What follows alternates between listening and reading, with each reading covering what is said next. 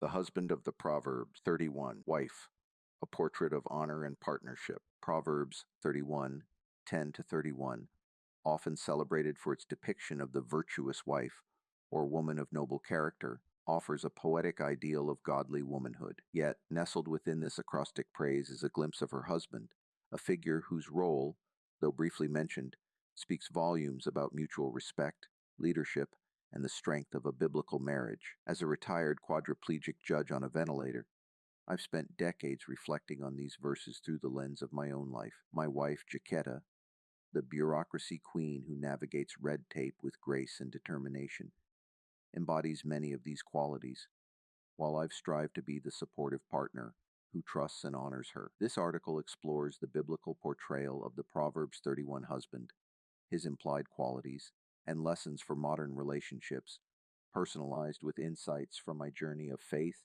service, and surrender amid muscular dystrophy. Biblical context: the virtuous wife and her household. Proverbs 31 concludes the book with advice from King Lemuel's mother, Proverbs 31, 1-9, shifting to an acrostic poem, each verse starting with successive Hebrew letters, extolling the ideal wife. She rises early, manages her household, engages in business, cares for the poor, and fears the Lord, qualities that bring blessing to her family. Proverbs 31, 28-29. Amid this, verse 23 stands out. Her husband is known in the gates when he sitteth among the elders of the land. The gates refer to ancient city centers for judgment, commerce, and leadership, implying the husband holds a position of respect and influence. This verse isn't isolated. The wife's actions enhance her husband's status. Her industriousness, making fine linen, Proverbs 31:24, contributes to his esteemed appearance and role, suggesting a symbiotic relationship where her virtues elevate the family. In my own marriage, Jacquetta's unwavering support during my 2012 diaphragm surgery, where organs displaced, leading to a 9-hour operation, ICU psychosis, for 14 days, mirrors this. She fought sleeplessly alongside nurses for 5 days, embodying the Proverbs 31 woman's strength. The husband's implied qualities and role. Though not the focus, the Proverbs 31 husband emerges as honorable and secure. He sits among the elders, indicating wisdom, authority, and community respect, perhaps as a judge or leader. This implies he is respected and influential. His position at the gates reflects earned esteem, likely bolstered by his wife's management of home affairs, freeing him for public duties, supportive and trusting. Verse 11 states, "The heart of her husband doth safely trust in her," showing he relies on her without fear of loss, a mark of secure partnership, praiseworthy partner. He rises with their children to bless her, Proverbs 31:28, actively honoring her contributions rather than taking credit. Unlike detailed portrayals elsewhere, Ephesians 5:25's call for husbands to love sacrificially, Proverbs 31 subtly portrays him as enabling her excellence, suggesting a marriage of mutual edification. As someone who interviewed Rush Limbaugh and hosted Arizona Power Politics, I once thrived in public roles.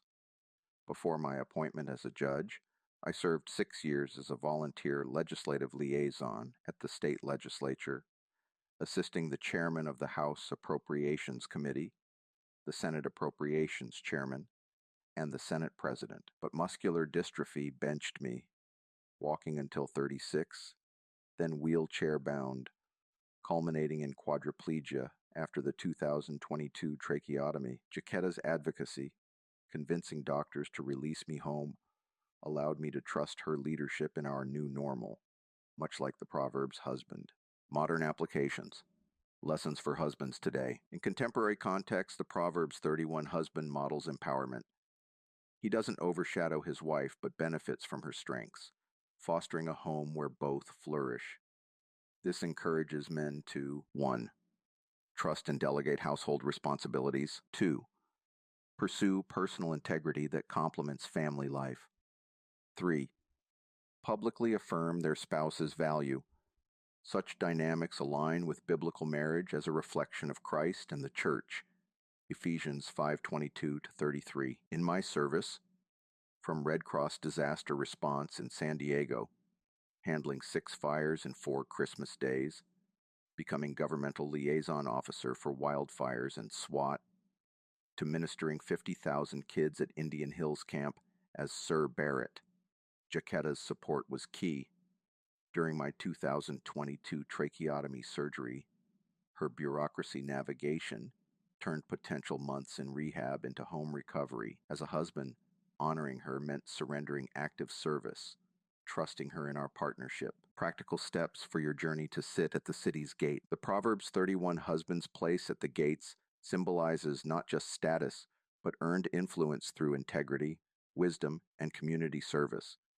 In modern terms, this means positioning yourself as a respected leader in your city, family, workplace, church, or society. As someone who once sat at the gates as a judge but now navigates life from a hospital bed, I've learned these steps through surrender to Elohim. Here's how to pursue this journey. 1. Cultivate personal integrity. Build a foundation of character that commands respect. Like the husband known at the gates, live with honesty and wisdom. 2. Empower your partner.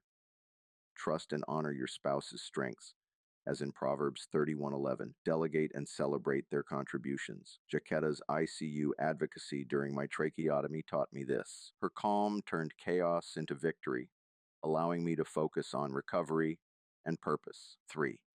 Engage in community service. Position yourself for influence by serving others. Volunteer, mentor, or lead where possible. My Red Cross role in camp ministry built esteem. Even as a quadriplegic, I aspire to sit at the gates digitally. 4. Surrender to Elohim's plan.